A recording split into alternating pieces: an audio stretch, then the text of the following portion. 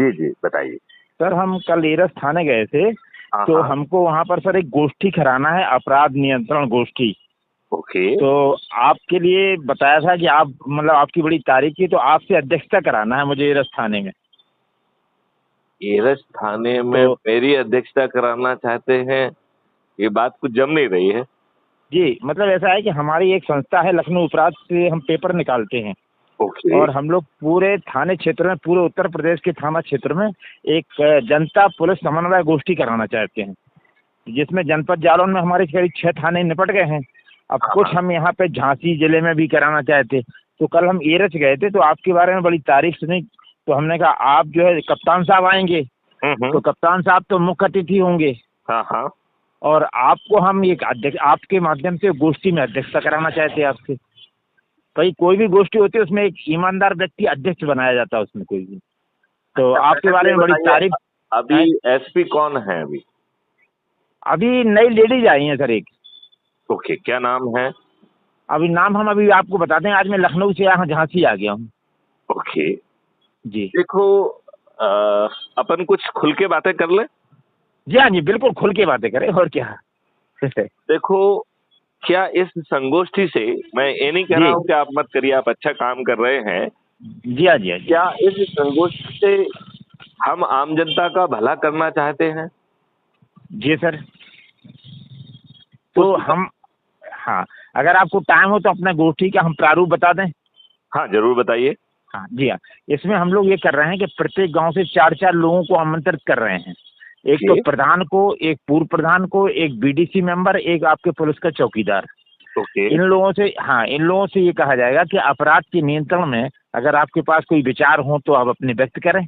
फिर आपकी, हमारी संस्था से जो भी व्यक्ति जाएगा तो इन लोगों से ये कहेगा कि आप अपने गांव से एक एक व्यक्ति का नाम दें। तो एक प्रधान नाम देगा, एक पूर्व प्रधान, एक बीडीसी मेंबर, एक चौकीदार। फिर ओके। इसके इन, जी हाँ हाँ, बहुत सुंदर। हाँ हाँ। जी, फिर ये लोग जो है उनका फार्म भरवाएंगे। उनका हम पुलिस से वेरिफिकेशन करा के हमारी संस्था उनको एक पर्चा पत्र देगी शांति रक्षक का। ओके। उनको शांति रक्षक से नॉमिनेट किया जाएगा। हर थाने में इनकी एक लिस्ट होगी कि कौन कौन गांव में कौन कौन शांति रक्षक हैं। उनको एक नियम दिया जाएगा कि आप थाने नहीं जाएंगे, अगर कोई भी आपको प्रॉब्लम है तो आप सीधे सीओ या कप्तान से मिलें। उस थाने का तो इन्वेस्टिगेशन ऑफिसर स्वयं थानाध्यक्ष होता है, उससे आपको कोई मतलब नहीं है। अगर वो आपके गाँव में आके आपका सहयोग मांगता है तो आपको सहयोग कर सकते हैं, लेकिन रोज थाने नहीं जाओगे, पता लगे आप दलाल बन जाओ थाने के। बहुत सुंदर बात ये कही आपने, ये बहुत ही सर सुंदर मेरी, बात कही, बहुत सुंदर हाँ, बात कही। ये सर मेरी विचारधारा है। अब आप जैसा आप आदेश करें, हम तो आपके आदेश देखिए, के पालन के लिए हैं। जी देखिए, मैं आपको एक चीज बताऊं। जी मैं एक मिशन चला रहा हूँ, क्राइम फ्री भारत मिशन। जी सर, जी सर, आपने बहुत नाम अच्छी सुना बात है। है इसका? नहीं सर, अभी तो नहीं सुना।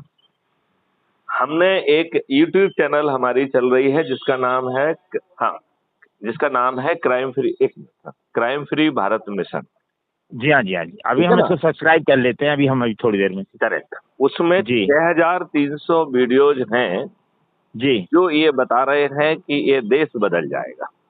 जी जी। और इस देश को बदलने के लिए जो आप प्रयास कर रहे हैं, ये प्रयास अच्छे हैं, सार्थक हैं। इस तरीके के सभी प्रयास करते रहें, जी लेकिन इससे जो है व्यवस्था नहीं बदलेगी। जानते जी हाँ, जी हाँ, कारण क्या है? जी क्योंकि आपके ऊपर वही गुलामों के नियम कानून थोपे हुए हैं जी जो जी अंग्रेजों ने भारतीय गुलामों के लिए इस ध्येय से बनाए थे जी। कि वो जो है हाँ उन्हें अपमानित कर सके, उत्पीड़ित कर सके, शोषित कर सके, और जी हाँ, जी प्रक्रिया हाँ, में फंसा के न्याय से वंचित रह सके। ठीक है ना? जी सर, जी जी तो सर, जी इस सर, बारे में मैं आपको एक बार अभी थोड़ी देर से फोन लगाता हूँ, कुछ जरूरी काम आ जी गया है, और जी मैं सर, जी आपको सर। फिर फोन लगाता हूँ। एक बार अपना नाम आप बताएं। मेरा नाम सर राव कर्ण यादव है। राव कर्ण यादव।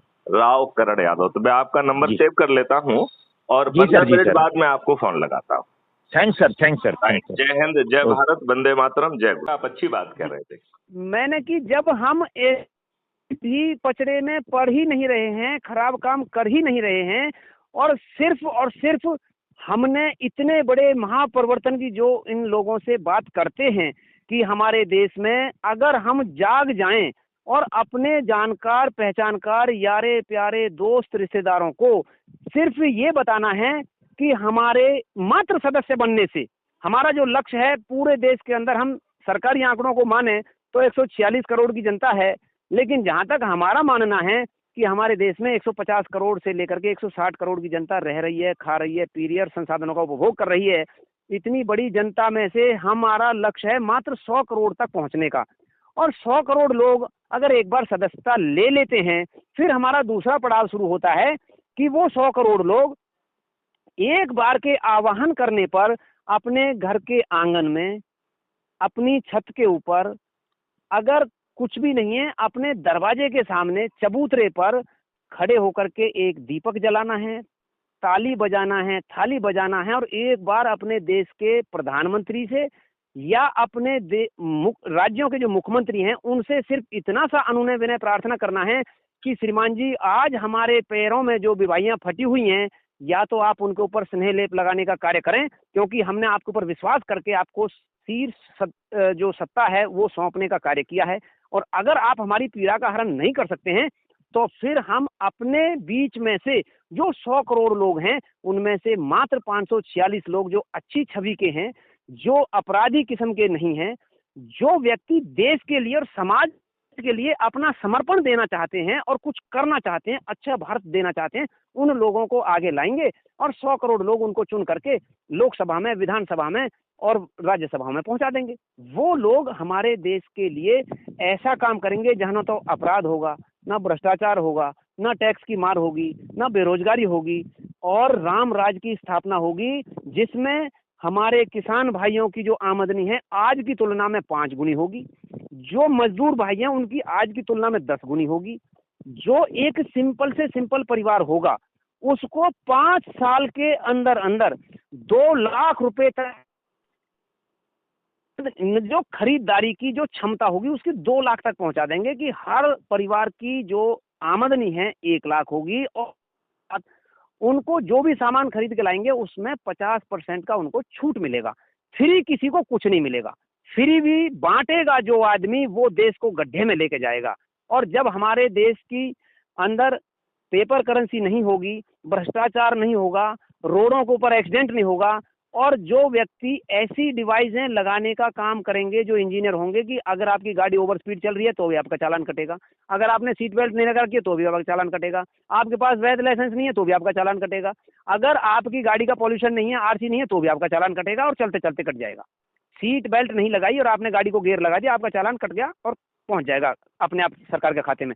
जहां पर ना तो सरकार के ऊपर अपनी मैन पावर की कोई बाउंडेशन होगी, भाई हमारे को इतना काम करने के लिए, इतना ताम झाम खड़ा करने के लिए इतने लोगों को पेमेंट देनी है, फिर उनको पेंशन देनी है, ऐसा कुछ भी नहीं होना है। लेकिन सारा टेक्नोलॉजी ड्रिवन सिस्टम होगा और ऐसे देश के भारत, ऐसे जब देश में ऐसा सिस्टम धरातल के ऊपर उतरेगा तो राम राज की स्थापना और राम राज की कल्पना कहीं दूरी कोरी कल्पना नहीं होगी, बिल्कुल धरातल पर सबको नजर आएगी। कोई भी व्यक्ति बिना थाने जाए FIR 30 दिन से लेकर के 45 दिन में उसको न्याय मिल जाएगा, जुल्मी जेल में जाएगा और बेकसूर आदमी घर में रहेगा। जब ऐसी स्थापना हो जाएगी तो हम राम राज की कल्पना जरूर कर सकते हैं। इतना सुनने के बाद भी लोगों के कानों पर जूं नहीं रेंगती साहब, मेरे को तो बड़ी पीड़ा होती है। पर एक व्यक्ति जो उम्र के लास्ट पड़ाव में, जिसको बोलते हैं कि वानप्रस्थ आश्रम, जब भगवान का भजन करना है, दिन दुनिया से कोई लेना देना नहीं है, वो व्यक्ति आज चिल्ला चिल्ला करके बोल रहा है देश के हर व्यक्ति से, हर वर्ग से, और फिर भी हम कुंभकर्ण की नींद सो रहे हैं तो हमारे को मरने से कोई नहीं बचा सकता और जिस टाइम पे हम जगेंगे उस टाइम पे संभलने का मौका नहीं मिलेगा। इतने कठोर शब्दों में कहने के बावजूद भी मैं कि अगर इतने काम करने से मेरे पास में, अगर आपकी पास से कोई पैसा आ रहा हो, कोई धन आ रहा हो, कोई आप काम कर रहे हो, वो मेरे को पेमेंट मिल रही हो, ऐसा कुछ हो तो भैया बिल्कुल काम मत करना। और अगर आपको अच्छे काम करने से आपके बच्चों का भविष्य सुरक्षित होता हो, आपको रहने लायक भारत, जो आज देश के शीर्ष पदों से पदस्थ होने के बाद में बोलते हैं कि देश तो रहने लायक नहीं है, जब वो पदों पर आसीन थे तब तो बोलते थे कि मजे आ रहे हैं, क्यों कई लाख रुपए की सैलरी मिल रही है। हमारे देश के व्यक्ति